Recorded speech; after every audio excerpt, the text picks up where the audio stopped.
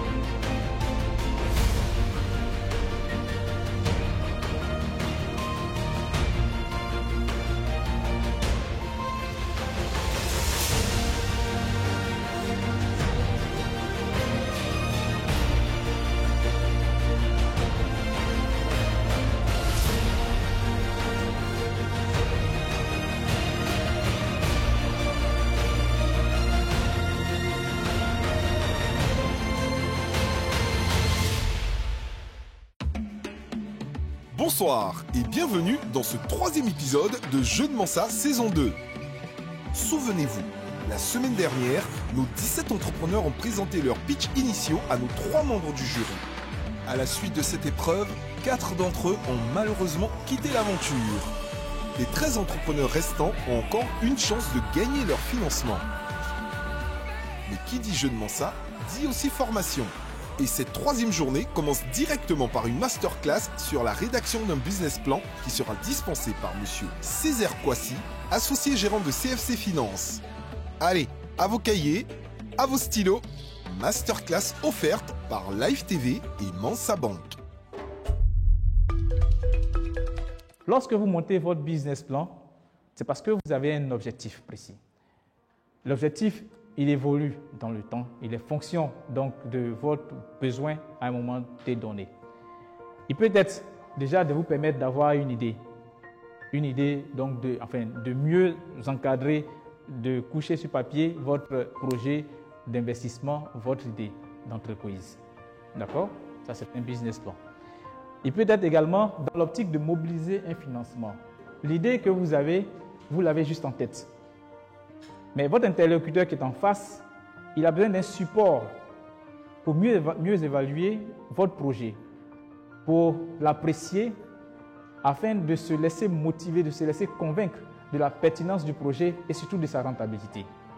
Donc le business plan se définit comme étant un document décrivant la stratégie financière et commerciale choisie pour mener à bien un projet entrepreneurial. L'étude sectorielle, c'est l'étude de façon générale, qui porte de façon générale sur le secteur d'activité dans lequel vous évoluez.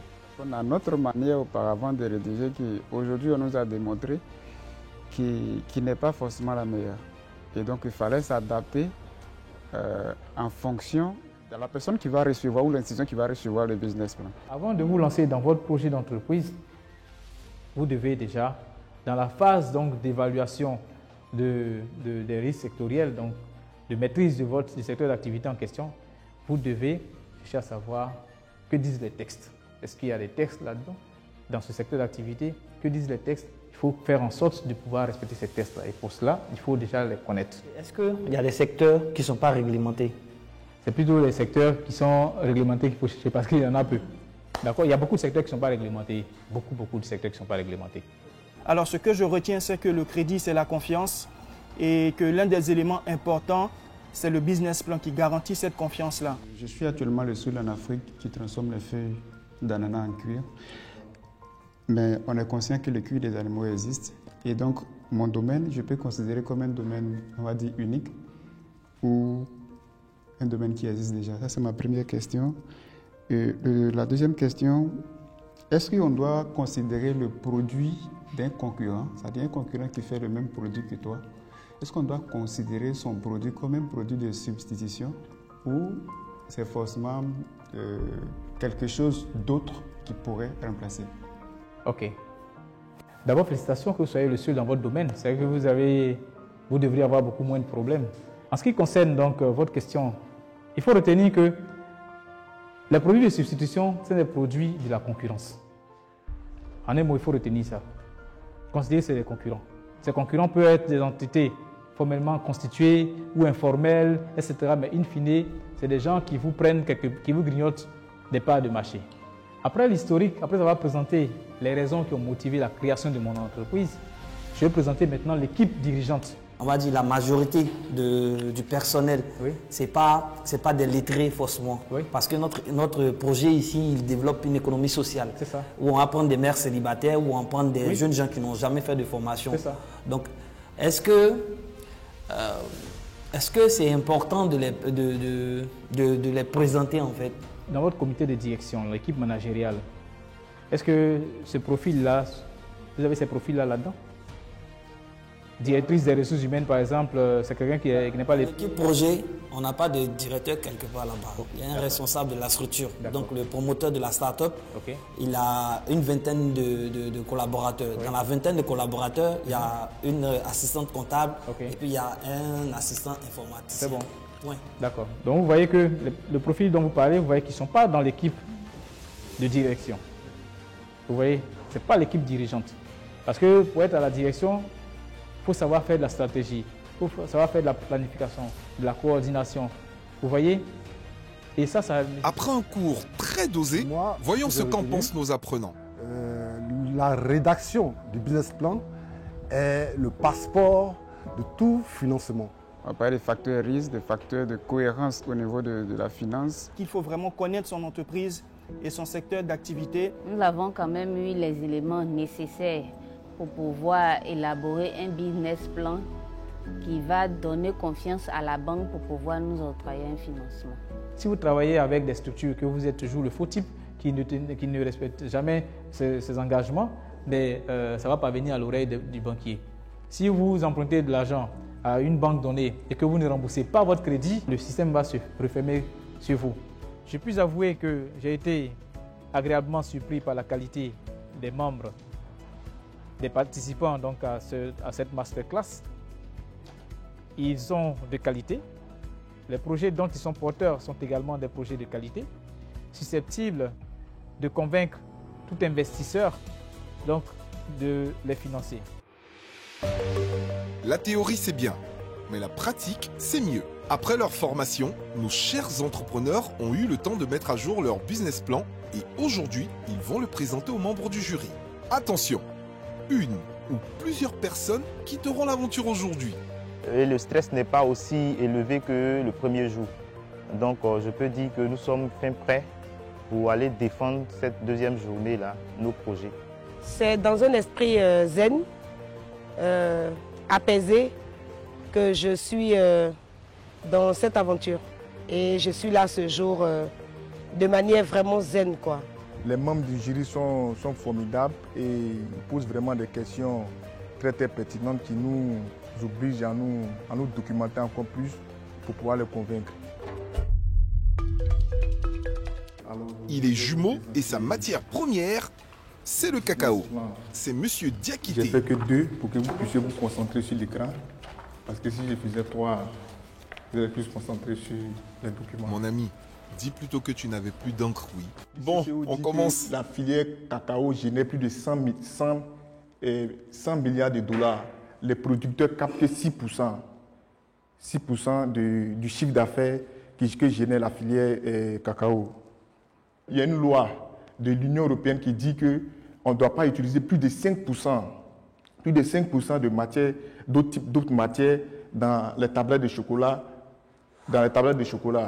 Donc, ça, c'est les tablettes de chocolat qu'on consomme là-bas. Et oui. nos tablettes de chocolat qu'on consomme en Côte d'Ivoire, on peut mettre plus de 5%? Non, c'est pas tout. D'accord. C'est pas tout. Et c'est interdit aussi de mettre de la farine, des amidons et d'autres arômes pour imiter la saveur du cacao. Donc, pour faire du cacao, il faut purement et simplement un produit dérivé du cacao.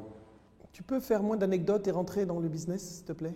Nabou, sois gentil, comme le dirait mon patron. Bon, on continue.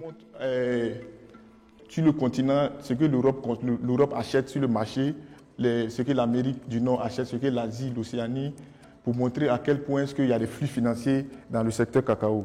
En amont, quand on reçoit les Excusez-moi, produits... mais vous savez, à cette allure-là, dans 2 heures, On n'a pas fini. encore là. on est encore là. D'accord?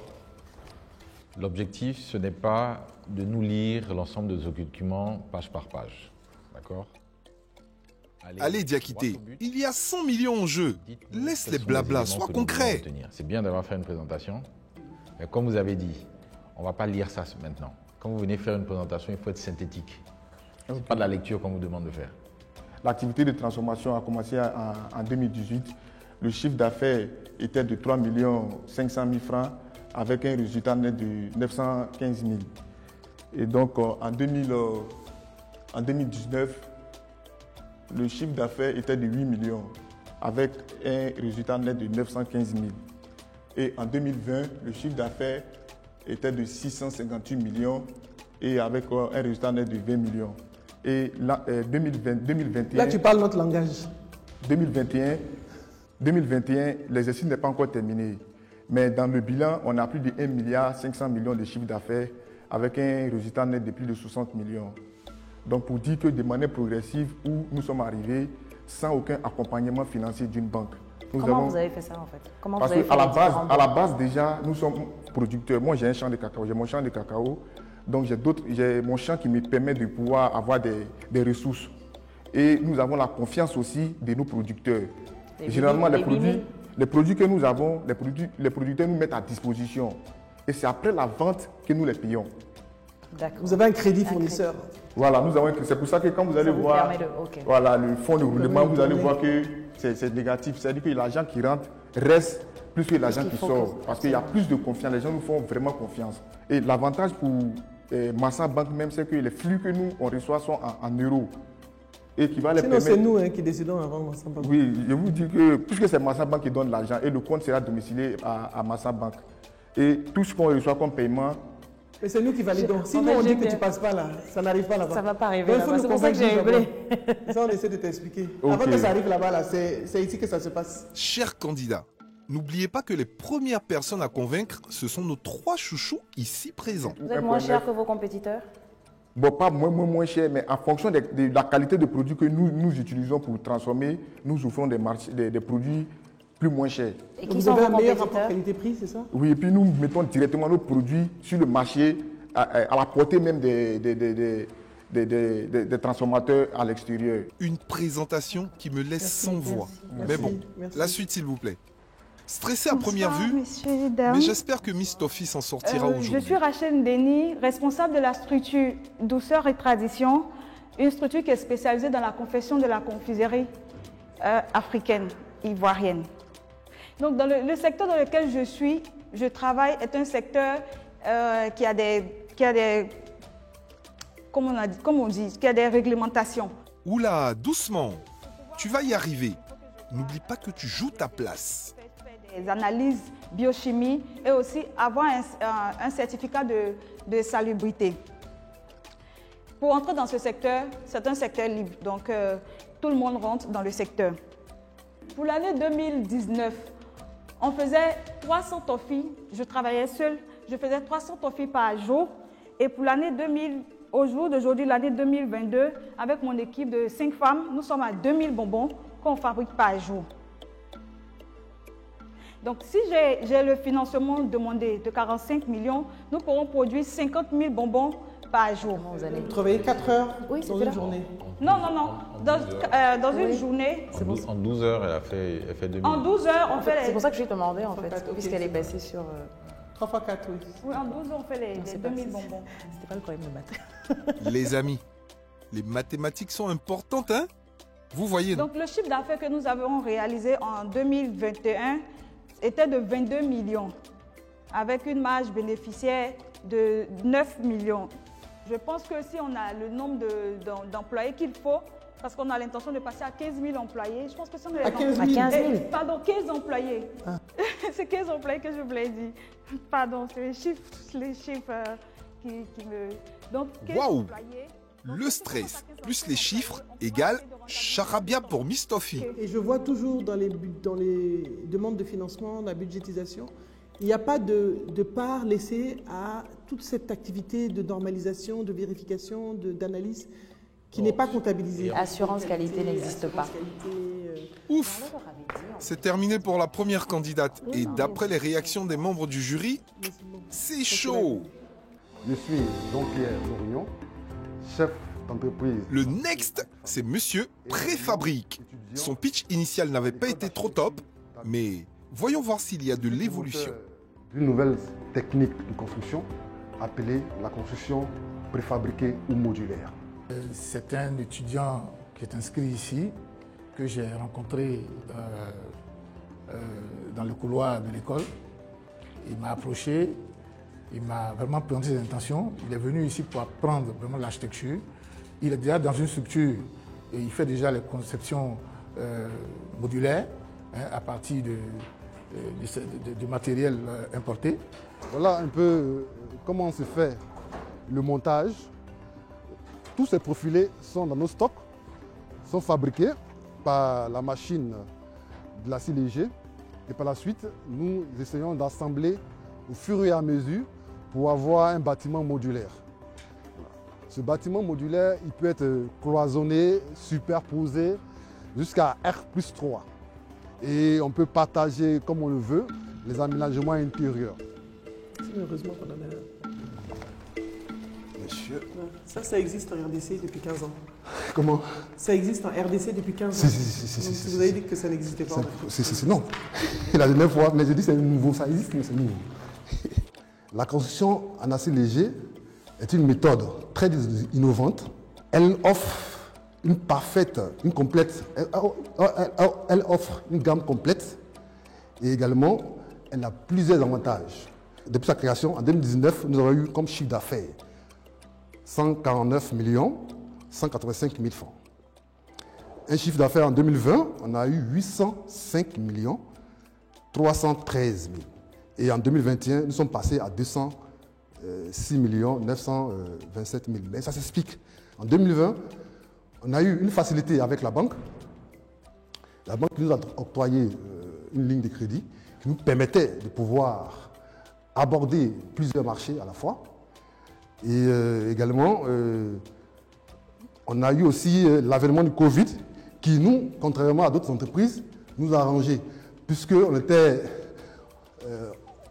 sélectionnés pour pouvoir construire d'urgence des bâtiments. Si nous avons cette machine, nous comptons faire par mois 13 maisons. 13 maisons par mois. Ça nous fait environ une quantité vendue de 80 maisons toute l'année en 2020. On aura également le prix unitaire qui va s'estimer pour une villa de 3 pièces à 15 millions. J'essaie de comprendre. 13 maisons par mois. Si je prends rien que 10 mois, ça vous fait 130 maisons. Ça fait pas 80. Oui, ça ne fait pas 80 maisons. 13 maisons par mois. Sur 12 mois? Non, c'est que je me suis trompé sur le chiffre. Oui. Je me suis trompé sur le chiffre. Donc, comme c'était hier, on a fini un peu tard. Donc c'est vraiment possible la nuit. Non, n'essayez même pas avec ces excuses. Vous êtes trompé, point. Si, je me suis trompé, il n'y a pas de problème. Je me suis trompé. C'est vrai, je vais le rectifier tout à l'heure. En voici un autre qui a des problèmes avec les maths. Comme le disent les jeunes gens, c'est mélanger. C'est quoi? Vous construisez des maisons pour des gens qui veulent des maisons? C'est un projet de logements sociaux? C'est quoi? J'arrive plus à comprendre, je suis perdu. C'est quoi le projet finalement? Si, déjà, nous sommes en activité. Nous sommes en activité, nous sommes en croissance. On ne va pas délaisser tout de suite ce que nous faisons. Mais avec cette machine, on peut être porté maintenant à aller dans les logements sociaux. Lorsque vous avez une activité qui est déjà opérationnelle comme celle-ci, où vous nous avez montré vos performances financières sur 3 années, d'accord? Venir nous présenter du chiffre d'affaires d'un segment nouveau de votre activité, sans lier cela à l'activité de base, c'est une erreur. Parce que ça nous perd. Nous savons qu'il y a des problèmes de logement qui existent. On n'a pas dit en fait que c'était la problématique. On est simplement en train de vous dire... On vous donne un conseil, c'est tout. Ne vous enfoncez pas. Voilà. D'accord? Et surtout, ne soyez pas sur la défensive. Eh ben, Très bien. pour ne pas s'enfoncer, c'est trop tard. Et en plus, il est sur ses grands chevaux. Plan qui doit être le reflet de ce que cet investissement va apporter de nouveau à votre activité. D'accord? Vous ne nous avez pas encore présenté ce business plan. Ce que vous êtes en train de nous présenter ici, c'est une activité nouvelle. D'accord? Vous savez très bien ce que vous allez faire, combien coûte cette machine, mais comment ça se fait que vous ne savez pas ce que vous allez en faire? Avec la machine? Ah ben, clairement, puisqu'on va avoir une maison qui coûte 15 millions et hier elle coûtait 6 millions. Moi, je ne peux pas vous dire qu'on va vous donner 100 millions pour quelque chose comme ça. Je vais descendre un peu la température. Avec cette machine, elle rentre toujours dans le cadre de notre activité primaire. Votre activité primaire, de toutes les façons, vous ne l'avez pas évoquée de manière claire, parce que là, on est déjà confuse. Moi, je suis en train de questionner le coût de vente de votre maison, puisque clairement, vous nous présentez des projets de logements sociaux. Et hier, vous avez dit 6 millions. Aujourd'hui, la même maison, avec la même machine et le même matériel, va coûter 15 millions. Donc, qu'est-ce que vous êtes en train de dire? Comme c'est un début, nous pensons commercialiser comme ça d'abord. Comme ça, c'est quoi comme ça? 15 millions. Avec 15 millions. Donc, vous, en 24 heures, vous avez capacité de changer les coûts comme ça? Stop. Le monsieur est en âge. Quand Linda est dans cet état, je peux vous dire que la suite n'envisage rien de bon pour le candidat. Il y a de l'enjeu à Abidjan. Vu tous les marchés que nous avons faits, nous pensons que nous pouvons faire tache d'huile en s'industrialisant. Alors, et nous pouvons aussi apporter notre contribution pour se battre efficacement contre le coût des logements en Côte d'Ivoire. Je vous remercie. Merci. Merci. Nous avons déjà conclu. Voilà qui met fin à cette présentation digne d'un mauvais scénario. Pour le coup, il a vraiment énervé nos membres du jury. Bonsoir, messieurs et mesdames. Je suis Gérard May de Even Agro Consulting et notre entreprise est dans le secteur agroalimentaire. Ah, monsieur Transformation Alimentaire. Notons qu'il a apporté des échantillons. D'abord que notre objectif à nous, c'est de pouvoir contribuer à la transformation de notre système alimentaire pour un monde sans faim, bien évidemment. Alors, pour poursuivre, il faut dire que le secteur des céréales est un secteur très important puisque les céréales constituent la nourriture de base de la plupart des Ivoiriens et également des Africains. En Côte d'Ivoire, les chiffres de la FAO démontrent que nous avons importé en 2021 plus de 2 millions de tonnes de céréales, toutes céréales confondues. Nous avons fait une étude du secteur et ça nous a permis de déterminer un ensemble d'acteurs sur la chaîne des valeurs. Nous avons les producteurs, les industriels et les consommateurs.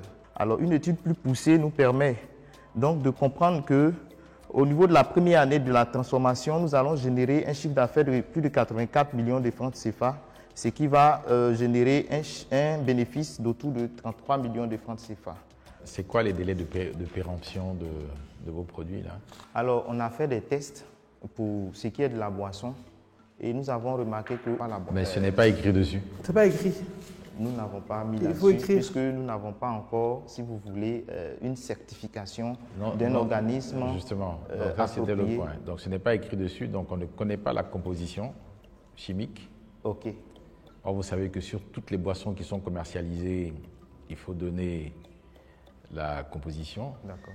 Il faut d'ailleurs donner les valeurs en termes de calories et nutritives qu'il y a donc, dans votre produit. Okay. Donc il y a un certain nombre de... Oui. Sur ces aspects, nous sommes en train d'y travailler, notamment avec l'INPHB. Bon, sauf que vous avez déjà commencé à commercialiser, si je ne m'abuse. Oui, mais il faut bien que... c'est vraiment une colle que vous faites parce que normalement, je ne dois pas commercialiser. Ok, on note aussi. Hein. Je ne dois pas commercialiser tant que je n'ai pas un ensemble de documents qui le prouvent. Bon, alors si j'ai un conseil à vous donner, vous savez, vous êtes dans l'alimentaire ou plutôt dans l'agroalimentaire. D'accord? C'est sûrement un des secteurs où la moindre erreur peut vous être fatale. D'accord?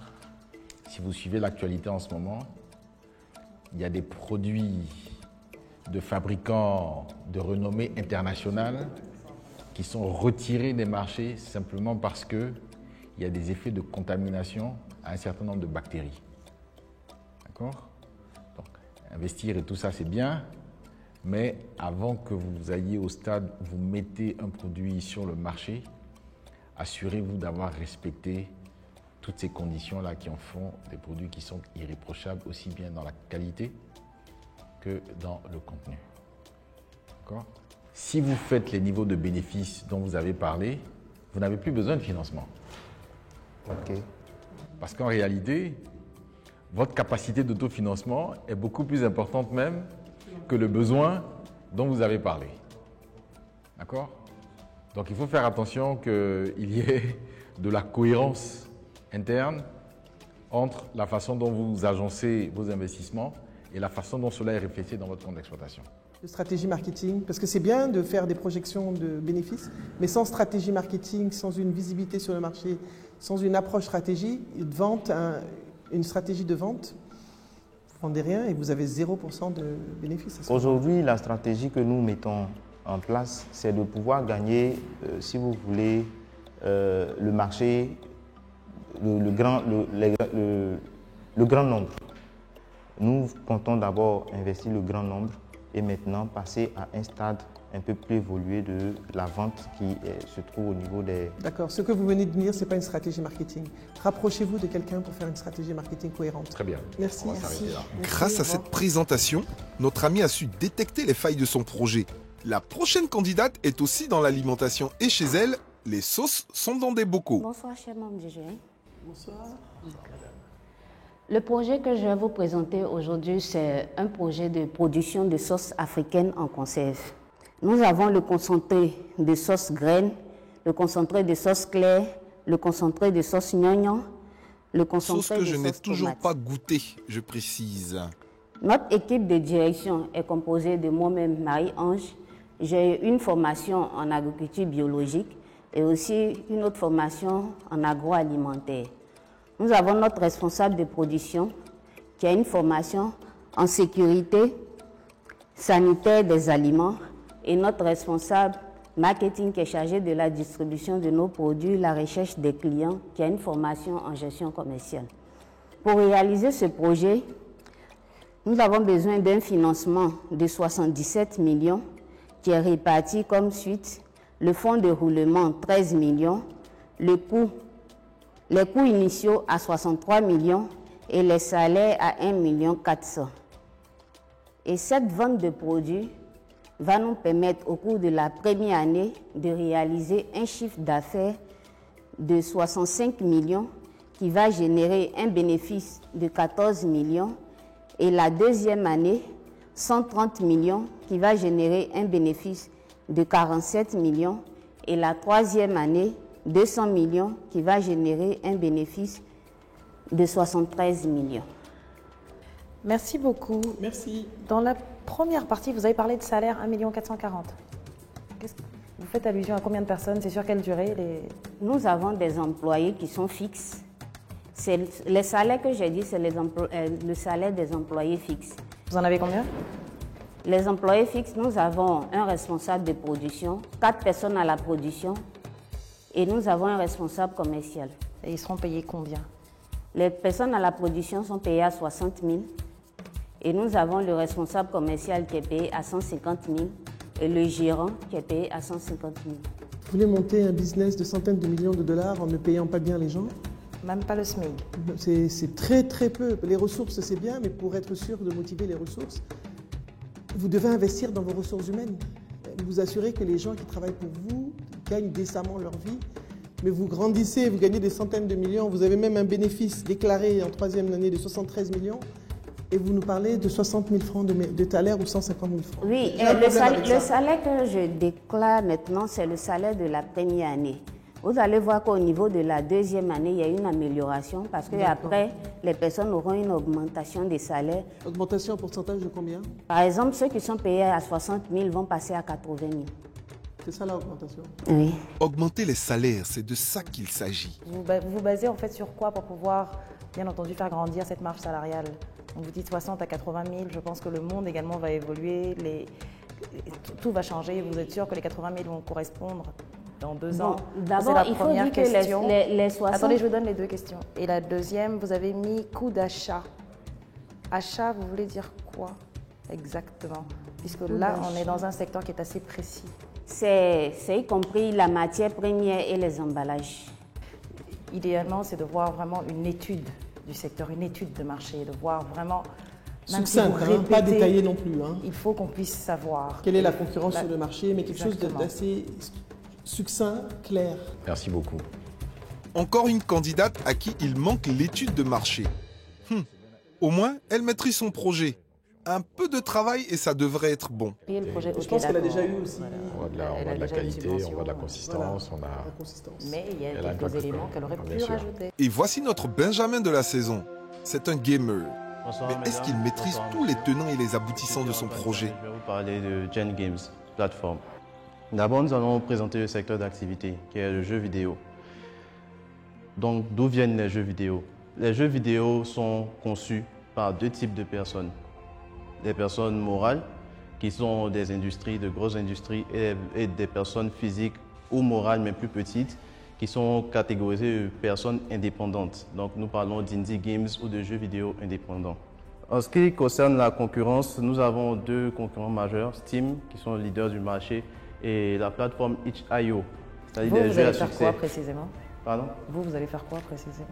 Moi, je rassemblais au fait les créateurs indépendants. Non, puisque d'autres ont... Enfin, il y a différents jeux, il y a certaines plateformes qui mettent l'accent sur... En fait, il s'est inclus dedans, en fait. Donc vous êtes dans la même chose. Il s'est inclus dedans. Donc Gen Games, vous allez faire exactement la même chose. Mais Gen Games, nous aurons nos propres jeux produits par Gen Games qui seront exclusifs à la plateforme. Non, ce qu'il disait, c'est qu'il y aura du Steam et du Gen Games. Donc vous êtes le iShow africain, en fait. Un peu plus. Un peu plus, oui. Je vais vous demander à vous, il ne faut pas attendre sa réponse. Non, c'est ce que j'essaie de voir. Si moi j'ai compris en fait. Ouais. Je réponds pour m'assurer que j'ai bien compris. En fait, le problème de itch.io, c'est qu'ils ont une très petite équipe et ils ont du mal à gérer au fait leurs utilisateurs. Et vous avez une grande équipe? Pas encore. Et vous n'avez pas de manager, donc finalement. Ils n'ont pas en fait construit, de mon point de vue, leur plateforme n'est pas complète. Essayez d'accélérer parce qu'il nous reste beaucoup de temps. Donc notre offre sera, comme je disais, une offre libre sur le marché mondial et nous récupérons en fait des pourcentages sur les différents services que nous proposons. Donc nous avons nos objectifs commerciaux en termes d'utilisateurs. Ok, nous avons le matériel parce qu'il faut un matériel assez performant pour développer des jeux vidéo. Donc le budget du matériel est de 14 millions et demi 527 000. Le serveur en question que vous allez avoir, c'est celui qui va vous aider à pallier aux problématiques de crack, puisque vous avez parlé, donc, parce que le crack, je suppose, avoir un impact sur votre business. Oui. Et le serveur que vous voulez prendre, c'est celui-ci qui va vous permettre de protéger vos données et les données des autres? Pour le crack, ce n'est pas vraiment possible de protéger. Ce qu'il faut faire, c'est traquer au fait des personnes qui vendent le jeu illégalement. Parce qu'une personne qui achète le jeu a des dossiers et cette personne est capable de les modifier, de les publier en ligne pour son compte. Donc là, si je comprends bien, on est vraiment dans une démarche start-up. Oui. On est à l'idée, on est au stade de l'idée. D'accord? Encore rien qui a été fait? Non, pas encore réalisé. Ok. Et là, vous cherchez un financement de start-up pour monter tout ça. Exactement. Parce que en réalité, le concept, il est encore dans votre tête, mais vous ne savez pas vraiment s'il va marcher ou pas. De mon expérience personnelle, je suis convaincu qu'il marchera. Oui, mais ça... Petit, arrête tes frappes. On ne joue pas avec l'argent? Tous les entrepreneurs vous diront qu'ils sont excessivement convaincus de la pertinence de leur projet au moment où ils démarrent. C'est la raison d'ailleurs pour laquelle leur niveau d'enthousiasme est toujours le plus élevé à ce moment-là. Sauf que pour beaucoup, ils ne savent pas que c'est le commencement de la traversée de la vallée de la mort. Okay. Donc, Parce que quand je vois la courbe d'évolution de votre chiffre d'affaires... 486 millions. Oui.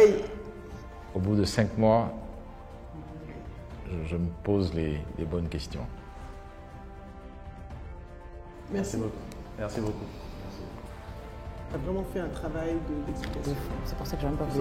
Oui, il a vraiment fait il faut qu'il explique. C'est ainsi que s'achève la présentation de notre jeune frère. Je suis Mr Snack arrive à présent pour défendre son projet. L'entreprise Étoile du Mar SRL. Pourquoi nous ne trouvons que dans les supermarchés des marques de chips importées seulement? Pourquoi? Parce qu'il n'y a pas d'industrie de transformation. Alors nous sommes dit, il faut relever ce défi-là.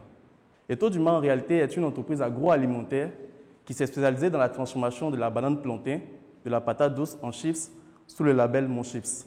Alors, quelle solution nous proposons? Nous proposons donc, comme je l'ai dit, notre produit qui est Mon Chips, qui est aujourd'hui distribué dans plusieurs supermarchés à Abidjan, au prix de 250 au prix grossiste, 300 et 350 francs, en fonction de l'espace de distribution. Donc, de juillet 2018 à décembre 2021, nous avons réalisé les chiffres d'affaires suivants. En juillet 2018, à juillet 2019, nous avons fait 9 570 000. De août 2019 à juillet 2020, nous avons fait 13 millions. Et d'août 2020 à décembre 2021, nous avons fait 12 297 000. L'investissement que vous demandez, à lui seul, représente presque le total de votre chiffre d'affaires sur une année. D'accord? Donc on peut se poser la question naturelle de savoir si, après avoir fait cet investissement-là, vous serez capable de le rembourser. D'accord? Et ça ne transparaît pas dans la présentation que nous avons. C'est pour ça que je pensais qu'il y avait une autre page. Storytelling au point. Projet bien défendu. Merci. Voici l'un des favoris du jour. Amenez mes chips. Et voilà une qui ne perd pas le nord. Vive les chips! Bonsoir, monsieur Dan. Bonsoir.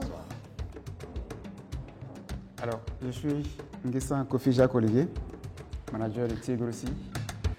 Alors, en 2012, lorsque j'étais encore en classe de seconde, je me fais renvoyer de l'école parce que mon père, étant cultivateur, n'arrivait plus à réussir ses cultures pour nous prendre en charge parce que la sécheresse battait son plein. Et donc, comme ça, je décide de chercher à savoir ce qui cause la sécheresse et qui cause tout ce qui a fait que j'ai quitté l'école. Dans mes recherches, je tombe sur le rapport du Fonds des Nations Unies pour la Nature qui dit que la Terre a perdu 60% de ses animaux. L'Afrique de l'Ouest consomme plus de 1000 tonnes de cuir chaque année et la disparition des animaux a pour cause l'utilisation à plusieurs de la peau des animaux, de certains animaux, pour le cuir. Et la Côte d'Ivoire, simultanément, on voit que la Côte d'Ivoire dispose de plus de 150 000 hectares de champs d'ananas qui n'est pas utilisé après que les plants aient vieilli. Et tous ces problèmes-là, nous ont captés, on a décidé d'apporter une solution là. Et après nos recherches, après avoir essayé les lianes, les cordes de la forêt et tout ce qu'il faut, nous tombons sur les feuilles d'ananas qui nous réussissent bien, que nous utilisons. Nous prenons les feuilles d'ananas, nous allons maintenant extraire ces fibres à l'intérieur des feuilles, pas la peau, mais les feuilles d'ananas, et nous allons les transformer pour donner ce produit que vous voyez dans ma main, qui est le cuir. Et ce produit, il peut être utilisé pour faire les fauteuils, les sièges des véhicules et tout ce que le cuir des animaux peut faire. Nous allons traiter ces déchets-là et leur donner une seconde vie qui donne les produits que vous voyez. Ce que vous voyez peut être personnalisé. Si vous voulez que les cuirs, on fasse sortir un type de cuir qui va représenter la peau de la panthère, on pourra le faire. Rappelez-moi encore le niveau du financement que vous recherchez. 73 millions de francs CFA pour faire bâtir une industrie complète. Alors, au niveau du marché, nous avons, comme je l'ai dit, nous avons reçu plus de 19 700 bons de commandes. Les commandes formelles que nous avons reçues s'élèvent à cela. Et la production ne nous permet pas d'atteindre ces chiffres. Généralement, qu'est-ce qu'on vous commande? J'ai pas compris. Qu'est-ce qu'on vous commande généralement? Le cuir. Uniquement. En pourcentage, quel est le... Ah oui, il a écrit. Parce qu'en fait, 32%, c'est le... Non, le cuir, quel est la... C'est ce que je voulais voir, maroquinerie. Parce qu'en fait, vous utilisez le cuir pour faire quelque chose. Oui, donc, le cuir, nous le vendons au mètre carré. Ok. Vous faites uniquement le... Nous le vendons seulement au mètre carré. Vous avez dans la... Vous ne construisez pas de maison. Il ne construit pas de maison avec le cuir. Il est clair. Il n'est pas maroquinier. Ok. C'est une excellente présentation. Ouais, moi, je n'ai pas grand-chose à dire. Bravo pour ce beau projet. Merci. On vous remet ça par contre. D'accord. Ça ne se mange pas, donc je ne peux pas garder. Merci. Pas mal, hein? Belle présentation. Hein? Le gouvernement français indique sur son site internet clairement qu'en 2050, il y aura plus de déchets plastiques que de poissons dans les océans. À Recyclage, nous avons décidé de collecter tous les déchets plastiques sur les espaces publics, sur les plages, et les ramener ici pour les transformer en paillettes, en granulés et en pavés. À moyen terme, nous allons faire les tables bancs. Et pour cela, nous avons besoin d'une industrie forte, équipée de la technologie maintenant. Jacob Kwasi, l'homme du recyclage est dans la place. En d'autres termes, allons à l'essentiel. Le projet de recyclage veut répondre à deux grandes problématiques. Les changements climatiques, donc le recyclage des déchets plastiques, et puis la création d'emplois pour les jeunes et les mères célibataires, qu'on considère comme des personnes vulnérables, sinon presque démunies. Alors, dans mon introduction, j'ai essayé de montrer pourquoi c'est un secteur pourvoyeur d'emplois, mais surtout pourquoi c'est une activité pérenne. Parce qu'on sait qu'en 2015, on est autour de 6,9 milliards de déchets plastiques dans le monde. Et qu'à Abidjan, on est en Côte d'Ivoire, mais surtout à Abidjan, parce que l'étude est faite par l'UNICEF. Et ils disent qu'à Abidjan, dans le district d'Abidjan, on est autour de plus de 600 000 tonnes de déchets plastiques qui sont dans la nature. Ça veut dire que si même aujourd'hui, avec 15 tonnes par jour, on peut faire l'activité pendant près de 100 ans. Je n'ai pas demandé, vos 40 personnes, vous allez les rémunérer comment et ça sera quel montant? C'est 100 000 francs pour les collecteurs, 100 000 francs pour les manutentionneurs. Ça fait 20, ça fait les 40 personnes. Le directeur général, il est autour de 500 000 francs. Le directeur des opérations, il est à 200 000 francs. Et puis l'assistante comptable, on essaie de mettre un peu plus de femmes. Donc on est prévu, c'est carré comptabilité, c'est la dame. L'assistante comptable, elle a 150 000 francs. Il y a un vigile qui est sur le site, donc à l'usine, qui va être vigile pour regarder ce qui rentre, ce qui sort, pour ne pas prendre un autre chef d'atelier.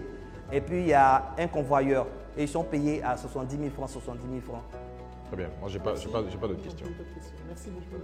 Merci à vous. Merci. Merci. Bon, je reste sur ma faim. Était-ce une bonne présentation? Un autre candidat va tenter de gagner sa place. Avec lui, on parle de santé et d'ambulance. Je me présente Dominique Ako et je vais vous présenter mon business plan. Au niveau du sommaire, nous allons voir les études sectorielles, l'entreprise et ses opérations, les prévisions financières et enfin la conclusion. Élite Médicale a son attestation de conformité en tant que société de conseil et de soins ambulatoires. La demande en transport médical est constante à cause du manque d'ambulances sur le territoire. Et cette demande n'est pas seulement à Abidjan, elle concerne tout le territoire. En ce qui concerne la concurrence, sur le marché ivoirien, nous sommes 4 acteurs privés. En ce qui concerne les prévisions financières, nous avons établi un besoin de 100 millions de francs CFA qui concerne l'acquisition de 3 ambulances neuves, le matériel de communication et de localisation, des tenues professionnelles, une application mobile et une trésorerie que nous voulons mettre en place qui s'élève à 17 millions de francs CFA. Alors ici, vous trouverez le compte de résultats prévisionnels. En année 0, nous allons réaliser un investissement de 83 millions qui concerne l'ambulance, le matériel, les tenues et l'application mobile. Ce qui va nous permettre de dégager en fin d'année une trésorerie nette positive qui est liée en fait aux 17 millions que nous avons mis de côté.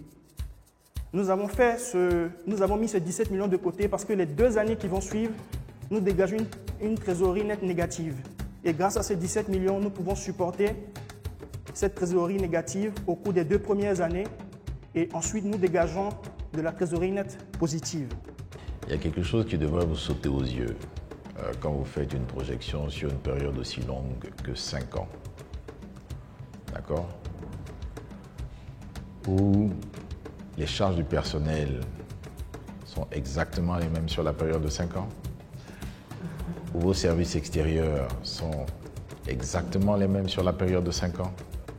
Rien que l'effet de l'inflation sur vos charges fait que le résultat net que vous dégagez aujourd'hui en ayant mis ces chiffres-là de façon constante va changer et affecter donc négativement la performance d'ensemble de votre projet.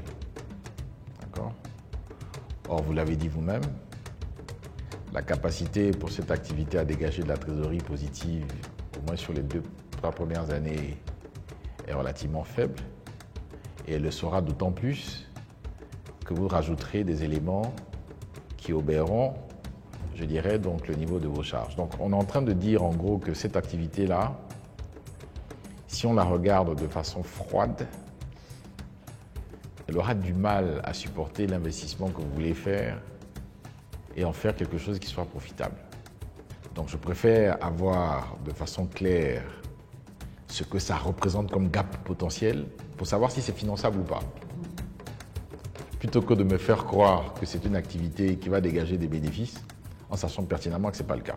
Quand vous aviez parlé des relais de transport, je vous avais demandé s'il n'y avait pas autre chose. Donc il faut vraiment y penser. Sans toutefois vous diversifier de façon sauvage. Une présentation claire, un projet clair.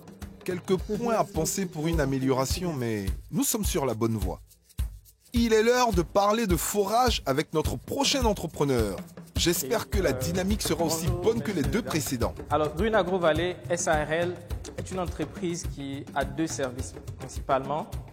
Nous avons commencé en décembre 2018 avec la vente de systèmes d'irrigation et nous avons emboîté le pas avec les forages sur lesquels je vais plus m'appesantir aujourd'hui. Alors, nous sommes les pionniers du système d'irrigation laser spray en Afrique de l'Ouest et nous distribuons ce produit-là dans 5 pays déjà ouest africains. C'est déjà plus de 200 clients pour l'ensemble de nos produits et services, des partenaires et des clients de choix comme des sociétés Cargill et ainsi de suite. Nous avons été créés en décembre 2018, comme je le disais tout à l'heure. En termes d'effectifs, nous avons 11 employés. Avec mon équipe, nous avons développé une machine de forage de toutes pièces que nous avons fabriquées en Côte d'Ivoire. Voilà. Donc, en termes de mission, notre mission à ce jour, c'est de devenir un acteur qui va favoriser l'accès de l'eau potable partout et pour tous. Donc, en termes d'indicateurs clés du point de vue financier, on a un taux de rentabilité interne que nous estimons à 82%, donc, et également un indice de profitabilité de 4,41%. Et donc, nous pensons que nous allons rembourser autour de 2 500 000 francs par mois, ce qui est littéralement dans nos cordes. Et ça va, on va s'en tenir à la présentation telle qu'elle a été faite. Merci beaucoup. Merci. Ok, merci beaucoup. Mister Mang Séché arrive. Bonsoir, cher jury. Je suis Siloué Daouda. Je suis ici pour vous présenter notre société DC Company. Je suis le fondateur de DC Company, une société ivoirienne qui emploie aujourd'hui 8 personnes, dont 3 sont permanents et enregistrés à la CNPS. DC, ça veut dire que Daouda et Chichi? DC et Capo Chichi. Yeah. DC, c'est Daouda et Capo Chichi. Tu parles beaucoup anglais aujourd'hui, hein, mon frère. So, all right. Les gens qui ont vécu aux États-Unis, là, leur affaire de OK, yeah, alright, sont un trésor inexploité malheureusement en Côte d'Ivoire. Et malheureusement, ce qui se passe, c'est que malgré cette forte production, il y a 40 à souvent 65% de cette production-là qui pourrit, donc qui est inexploitée et qui est perdue. No need to read, pas besoin de lire tout ce qui est écrit dessus. Oui. Et notre entreprise donc a décidé de s'engager en 2021 dans la production de mangue séchée. Yeah. Alors si vous vendez déjà, comment est-ce que je retrouve dans votre besoin en financement des choses comme caution de loyer, avance sur consommation SODECI, toutes ces choses-là qui a priori devraient faire partie déjà de ce que vous avez dans votre exploitation actuelle? Pourquoi ça apparaît ici en Ça besoin? ne peut pas être un besoin de financement. Je comprends. Si on a des machines et on a un gros investissement, on ne pourra pas rester dans le local dans lequel on est. On a un bon local, mais il est vraiment limité en termes de superficie. Et on aura à déménager et à se placer dans un autre local qui sera un peu plus important, non seulement pour récupérer la mangue, parce qu'on doit récupérer la matière première, la conserver, et puis traiter le produit et emballer et faire aussi venir certains produits sur le port d'Abidjan. C'est la raison pour laquelle on a voulu être clair dès le départ, pour dire que avec cet investissement, on ne peut pas rester dans le même local dans lequel on est actuellement. Alors, quand vous mettez en plus fonds de commerce et droit au bail, quand vous empruntez 100 millions, c'est pour acheter quoi en fonds de commerce et droit au bail? Qu'est-ce que vous achetez concrètement avec ça? Vous me dites que c'est vraiment votre besoin. En fait, on essaie d'évaluer nos besoins en fonction du marché. Non, ça ne marche pas. Yeah, okay. Ça ne marche pas. Okay. On ne fait pas du remplissage. Non, c'est pas ce qu'on a fait. C'est un peu ce que vous avez fait. D'accord. On ne fait pas du remplissage. Ok. Voilà. Très bien. J'ai pas d'autres questions. Aucun commentaire pour moi. Passons à la dernière Bonsoir, candidate. monsieur Dam. Je suis Kambou Lydie Rachel, entrepreneur agricole. Je vais vous partager mon business plan avec ce qu'on a appris hier. L'étude sectorielle, il fallait d'abord que j'apprenne à maîtriser tous les contours et paramètres de ces secteurs d'activité. Quand bien même que je viens de cette région, mais ce n'était pas évident. Donc de 2008 jusqu'à 2022, ça m'a permis de maîtriser tous les contours, tous les risques. À faute de les expériences, continuer, les échecs, vraiment ont permis que je suis aguerrie. Et puis aujourd'hui, je maîtrise bien ce milieu-là. Maintenant, l'impact de mon activité, c'est que je travaille au niveau de ma région avec près de 10 000 femmes que j'ai constitué en société coopérative depuis 2015. Perspective, j'ai démarré par ouvrir une boutique depuis 2020. J'ai ouvert une boutique et puis pourquoi pas si mon entreprise grandit. C'est ce que j'allais dire. Ma question, c'est ça. Vous voudrait avoir des chiffrés parce que regardons l'analyse financière. Voilà, quelque chose de plus concret parce qu'un soutien, tout ça, c'est pas très scientifique. Quels sont les chiffres? Vous avez fait une analyse financière? On a besoin de voir les chiffres. Oui, j'ai cru voir l'analyse financière. Oui. Un truc j'ai travaillé sur un truc prévisionnel. Oui, on veut voir ça, on veut arriver aux chiffres. Prévision des ventes pour l'année 2022-2023 et puis 2024. Comme je vous l'ai dit. On n'arrive pas à lire, donc dites-nous, combien est-ce que vous prévoyez de vendre en 2022-2023? Comment je peux agrandir? On n'essaie même pas d'agrandir. C'est pas la peine d'agrandir. On ne verra pas d'agrandir. d'ici. On ne verra pas. On ne peut pas voir. Si vous arrivez à lire, dites-nous. Oui, je voulais même un peu agrandir. Parce que c'est petit ici. C'est petit partout. Oui, c'est petit. Si c'est petit pour vous, imaginez pour nous qu'est-ce que c'est. Pour 2022, les chiffres au niveau prévisionnel, 271 millions. 11 millions. Oui, 200. D'accord, ça c'est avec ou sans le financement que vous recherchez? Avec ou sans. Vous allez faire ça? Oui. Même si vous n'avez pas le financement, vous allez faire ce chiffre. Je suis persuadée parce que... Et quand vous faites 200 millions, le résultat net que vous dégagez, c'est combien? Le résultat net. Votre bénéfice. Un bénéfice autour de plus de 100 millions. D'accord. Plus de 100 millions. Ça veut dire que votre marge... Une marge autour de 50%. Oui. Parce que j'ai reçu des équipements le 17 février dernier d'une valeur de 40 millions. Donc vous avez reçu les équipements, vous êtes persuadé que vous allez avoir 271 millions, mais qu'est-ce que vous faites là?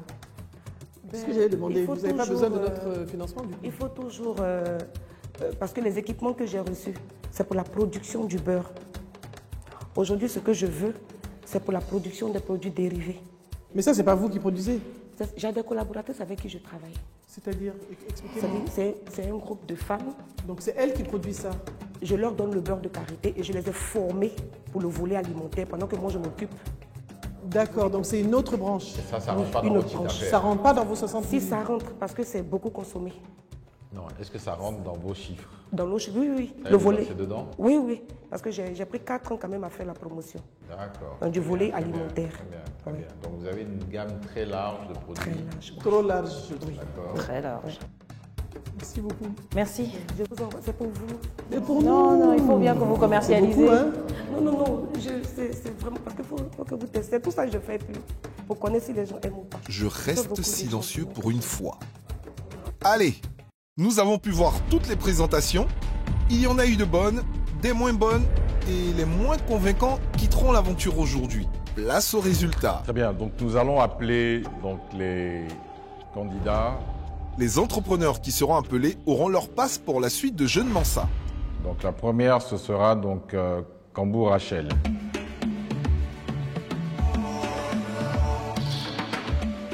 Mais Gérard. Diakité Alassane. Ensuite, Kwasi Marie-Ange. Doudou Fidèle. Nguessan Kofi Jacques. Kwasi Jacob.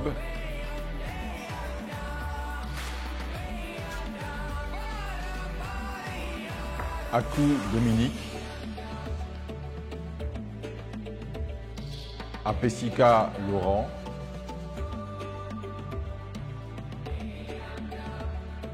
Ndeni Rachel.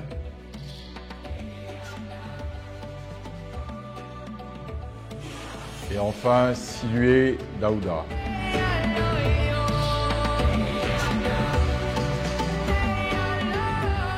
Très bien, chers candidats. Félicitations à vous, bravo. Vous avez traversé les étapes, vous avez fait beaucoup d'efforts. C'est terminé. Ce sont donc Thiam Pierre de Gen Game et Laurugnon Fidèle de Hype Préfabrique qui quittent l'aventure aujourd'hui. Merci vaillants entrepreneurs. Nous espérons que cette aventure vous aura appris beaucoup.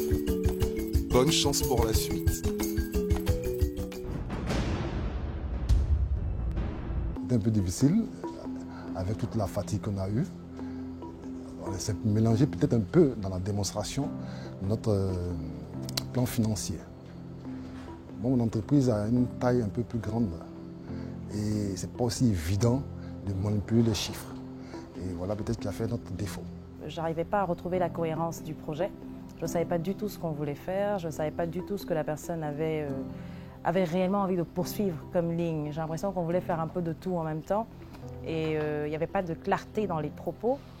Et si je peux rajouter, en fait, en tant qu'entrepreneur, il nous faut faire montre de beaucoup d'humilité. Et c'est une qualité qui va nous faire aller de l'avant. Et je ne l'ai pas senti. Gen Games, donc c'est un très beau projet, mais ça s'inscrit plus dans un esprit de start-up. Et on ne pense pas que ce soit une entreprise en démarrage puisse par commencer avec de la dette. C'est un projet qui nécessite, à mon sens, plutôt des business angels, pas un financement. Il n'a pas besoin d'avoir de la dette pour démarrer.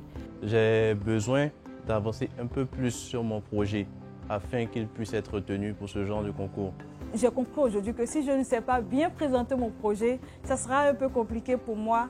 Mais comme on a des formations de qualité, donc je pense que je suis encore dans la course et je vais me donner un peu plus. Encore plus, parce que là, la compétition commence à être vraiment rude. Mesdames et messieurs, c'était Jeunes Mensa épisode 3. Rendez-vous la semaine prochaine pour la suite de l'aventure.